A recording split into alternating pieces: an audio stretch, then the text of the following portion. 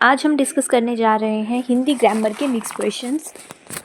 ठीक है, ये किसी एक टॉपिक से ना होकर, जैसे मैंने बोला कि मिक्स क्वेश्चंस हैं, तो एग्ज़ाम पॉइंट ऑफ व्यू से जैसे एग्ज़ाम का पैटर्न होता है उस अकॉर्डिंग डाले हुए हैं।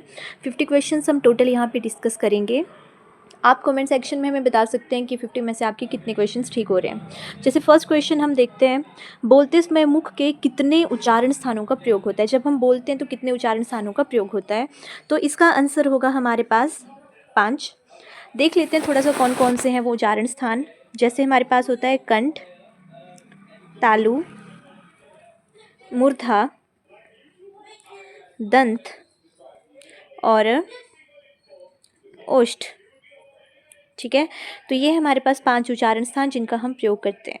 इसके अलावा 3 और हम देखते हैं जो संयुक्त होते हैं, कंठ तालव्य, कंठोष्ठ्य, दंतोष्ठ्य, और ये संयुक्त होते हैं। तो मेनली जो होते हैं हमारे पास वो कौन से होते हैं, 5 होते हैं ये वाले।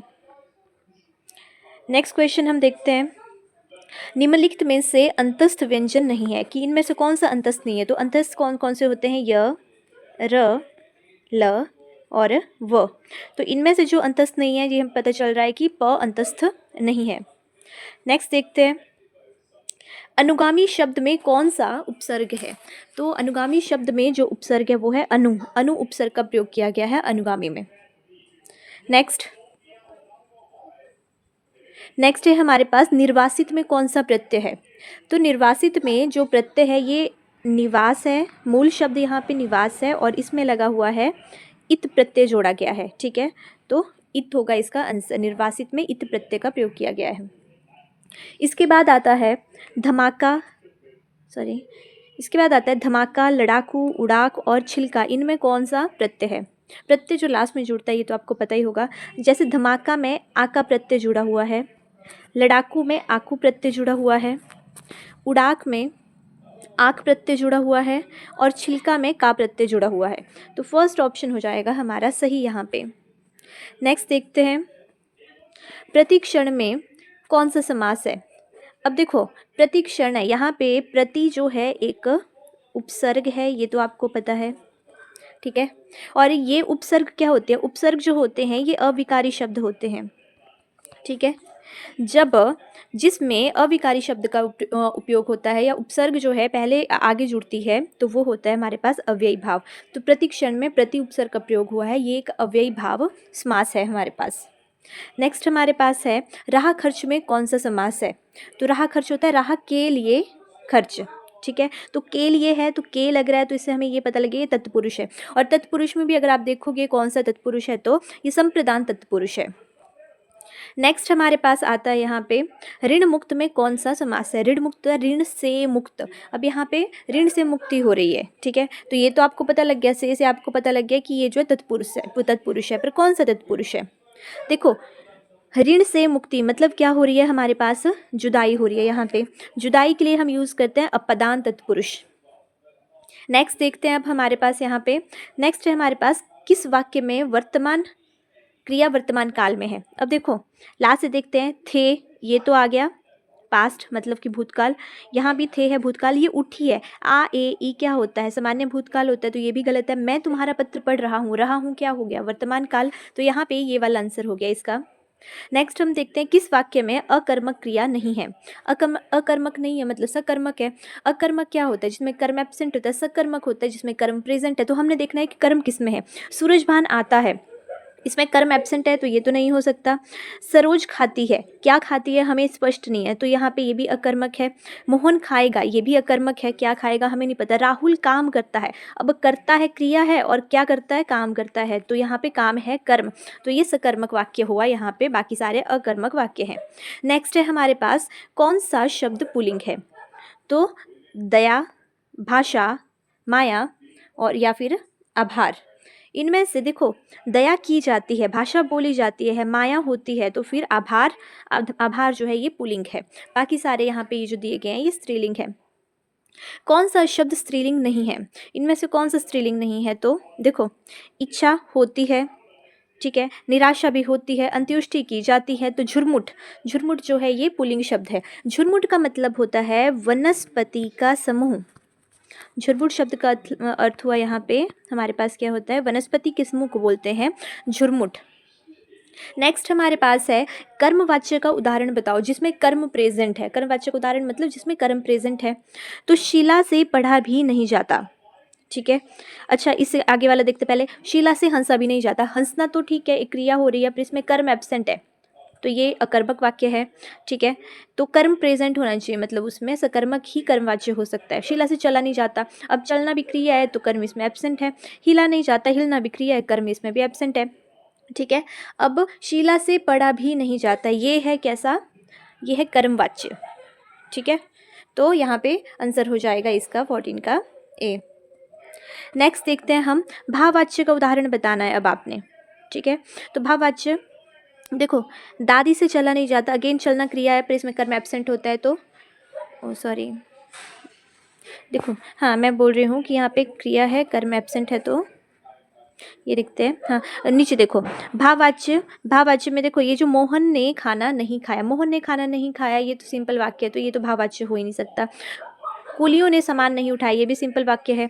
मैंने दरवाजा नहीं खोला, सिंपल वाक्य है। दादी से चला नहीं जाता, यहाँ पे क्या भाव है कि बेचारापन दिखाया जा रहा है कि बेचारी दादी से चला भी नहीं जाता, दया का भाव आ रहा है। तो जहाँ पे इस तरह के भाव आते हैं वो होता है भाववाच्य।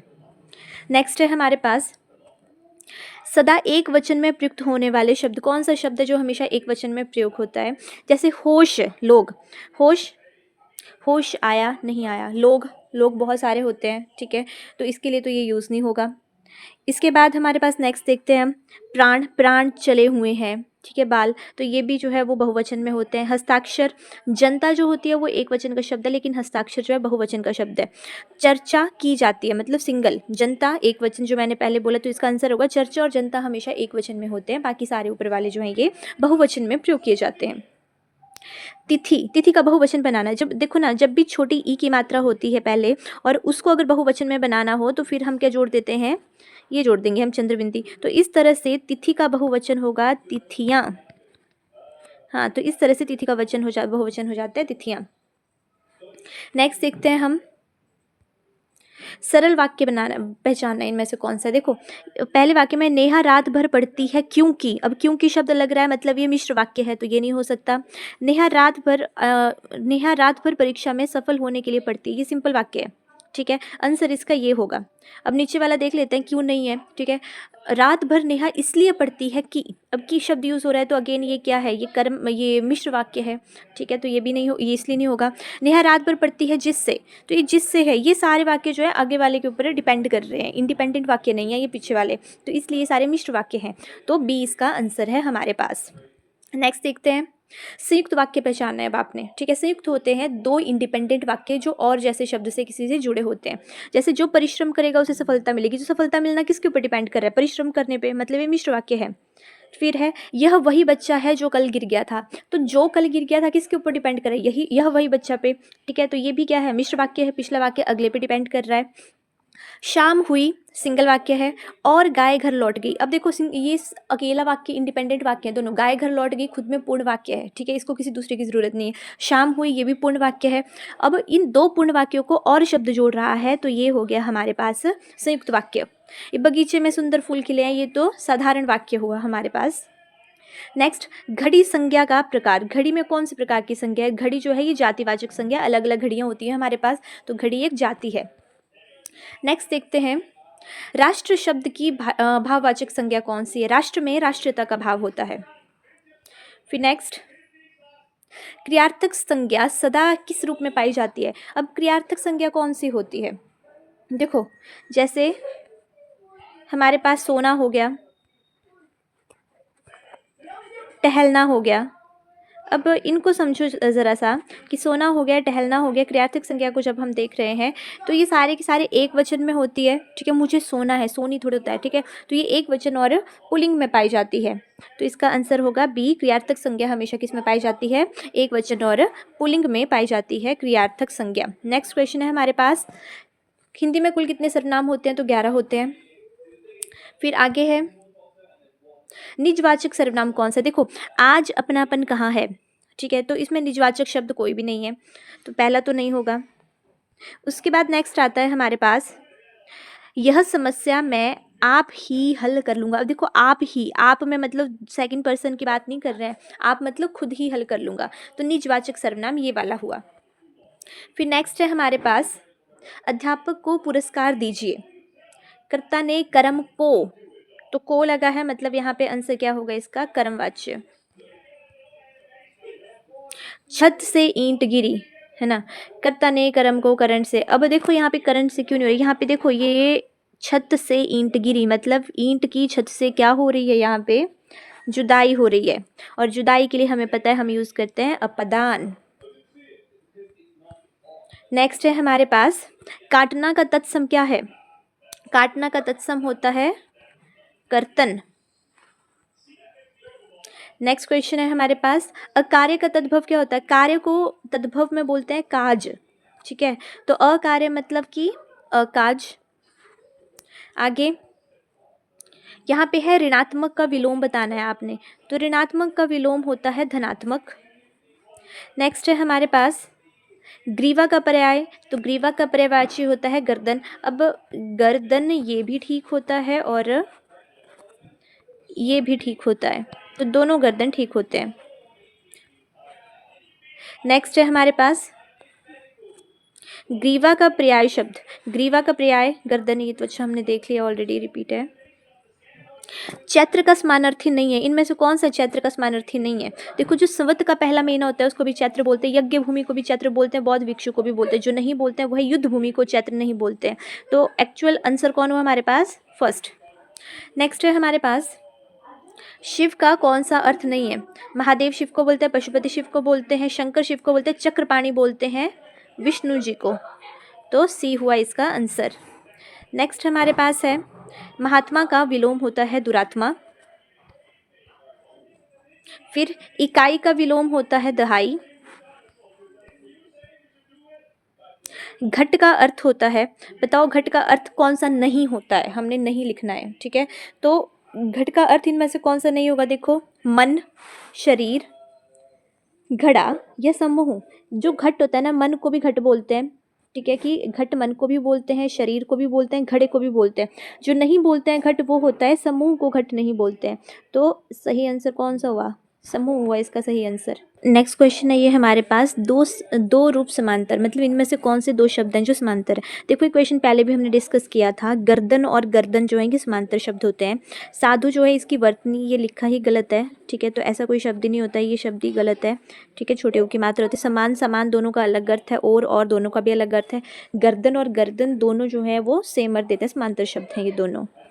नेक्स्ट हम देखते हैं, अब यहाँ पे देखिए ये थोड़ा सा ना, ये ऋतु नहीं है, ये रित है, ये रित है, ठीक है। रित और ऋतु के अर्थ का भेद बताना है हमने, ठीक है। ये ऋतु नहीं है, तो ये क्या है, रित और ऋतु। जो रित शब्द होता है ना, इसका मतलब होता है सत्य, और ऋतु मौसम। तो लास्ट है हमारे लिए, हमारा यहाँ पे आंसर ठीक कौन सा, डी वाला, रित ऋतु मतलब कि सत्य और मौसम। फिर असंगत युगम कौन सा है, देखो अन्न, ये अत्र नहीं है, ये अन्न है, ठीक है, अन्न जल, ठीक है, ये वाला ठीक है। आचार विचार भी ठीक है। पीना खाना नहीं होता है, खाना पीना होता है, तो ये खाना, ये पीना खाना गलत है, क्योंकि खाना पीना ठीक होता है। और नून तेल ये सही है। नेक्स्ट हम देखते हैं, नेक्स्ट जो किसी पद पर पहले रहा हो, जो पहले उस पद के ऊपर रहा हो उसको क्या बोलते हैं, भूतपूर्व, ठीक है। जो पहले उस पद के ऊपर रहा हो उसको बोलते हैं भूतपूर्व। नेक्स्ट है हमारे पास फल की आकांक्षा रखने वाला, तो क्या शाकाहारी नहीं, फलासक्त, हाँ, तो इसका आंसर है फलासक्त। जो फल की आकांक्षा रखता है उसको बोलते हैं फलासक्त। फलाहारी तो होता है जो फल का आहार करता है, वो होता है फलाहारी। नेक्स्ट है कीर्तिमान पुरुष। कीर्तिमान पुरुष को और क्या बोलते हैं, तो कीर्तिमान पुरुष को और बोलेंगे हम यहाँ पे यशस्वी, ठीक है। नेक्स्ट हमारे पास आता है कोई कमाए कोई खाए, कि कमा कोई और रहा है, खा कोई और रहा है। तो इसके लिए कौन सा मुहावरा यूज़ करते हैं, इसके लिए कहते हैं हम अंधी पीसे कुत्ता खाए, ठीक है, कि वो पीसे जा रही है, कुत्ता खाए जा रहा है। तो कोई कमाए कोई खाए, कमा कोई और रहा है और खा कोई और रहा है। नेक्स्ट देखते हैं, करत करत अभ्यास के जड़मति होत सुजान, इस लोकोक्ति का तात्पर्य क्या है। तो देखो अनिश्चय में सफलता मिलती है, नहीं ये तो नहीं होता है। अभ्यास मूर्ख को भी चतुर बना सकता है, ये सही है। नेक्स्ट देखते हैं, कलेजा मुंह को आना। कलेजा मुंह को आना, तो ये कौन सा है, बहुत परेशान होना, प्रिय बनना, काम आना, संतुष्ट होना, तो बहुत परेशान होना। नेक्स्ट है हमारे पास खून खौलना। खून खौलना मतलब कि गुस्सा आना, तो इसका आंसर होगा खून खौलने का, गुस्सा आना। नेक्स्ट है हमारे पास सौराष्ट्रीय अपभ्रंश का संबंध है। सौराष्ट्री जो होती है ना, ये कहाँ से रिलेटेड है? तो ये है गुजरात से रिलेटेड। नेक्स्ट क्वेश्चन है हमारे पास, शुद्ध वाक्य देखना है आपने, इनमें से कौन सा है, ठीक है, तो कौन सा है बताना है शुद्ध वाक्य। देखो, मुगल कालीन युग में कलाओं की बहुत उन्नति हुई, ठीक है, तो ये वाला देखिए, ये सही है।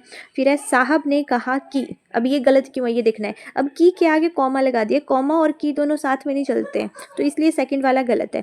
थर्ड है, इस समय मोहन की आयु 20 वर्ष है, ठीक है, तो समय और वर्ष दोनों साथ में नहीं चलते हैं, इसलिए ये वाला, सॉरी, समय और वर्ष नहीं, समय और आयु साथ में नहीं चलते हैं, तो इसलिए ये वाला गलत है। वे चाहे भले ही न आए पर तुम्हें आना होगा। देखो, पर और कॉमा दोनों साथ में नहीं लगेंगे, इसलिए ये फोर्थ वाला गलत है। तो यहाँ पे अशुद्धि है, तो शुद्ध वाक्य जो है वो है फर्स्ट वाला शुद्ध वाक्य है। नेक्स्ट है हमारे पास वाक्य का शुद्ध रूप। तो इनमें से वाक्य का शुद्ध रूप, आपके साथ उचित न्याय होगा, इसका शुद्ध वाक्य कौन सा होगा, ये शुद्ध रूप कौन सा होगा? आपके साथ न्याय किया जाएगा, ये सही रूप है इसका।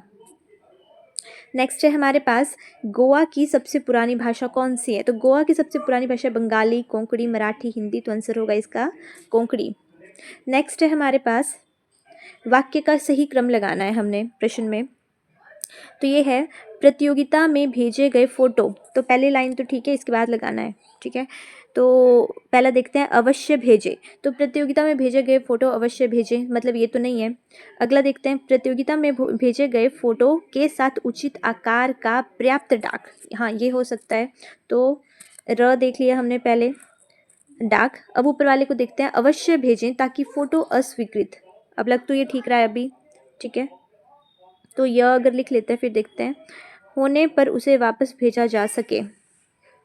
तो फोटो, प्रतियोगिता में भेजे फोटो के साथ उचित आकार का पर्याप्त डाक अवश्य भेजें ताकि फ़ोटो अस्वीकृत होने पर उसे वापस भेजा जा सके, वर्ण अस्वीकृत टिकट लगा और अपने फ़ोटो, ये तो नहीं बनेगी सेंस, ठीक है। तो यहाँ पे वो देखते हैं अब लगा करके नेक्स्ट वाला, तो ये बनेगा फिर, प्रतियोगिता में भेजे गए फोटो के साथ उचित आकार का पर्याप्त डाक टिकट लगा और अपने पते का लिफाफा, हाँ तो यहाँ पे आ जाएगा, र के बाद आ जाएगा व। अब देखते हैं, और अपने पते वाला लिफाफा अवश्य भेजें ताकि फ़ोटो अस्वीकृत, तो यह सही है, ठीक है। वैसे इससे पता लग जा रहा है, र व य ल ये डी वाला है, ठीक है। और लास्ट हमारे पास कौन सा रह गया? अब लास्ट रह गया हमारे पास ल, होने पर उसे वापस भेजा जा सके, वरना अस्वीकृत फ़ोटो वापस नहीं भेजा जाएगा, ठीक है। तो ये लास्ट ऑप्शन आंसर हुआ हमारे पास, इसका डी ठीक होगा। अभी के लिए ये 50 क्वेश्चंस कंप्लीट होते हैं, बाकी देखेंगे नेक्स्ट लेक्चर में। Thank you.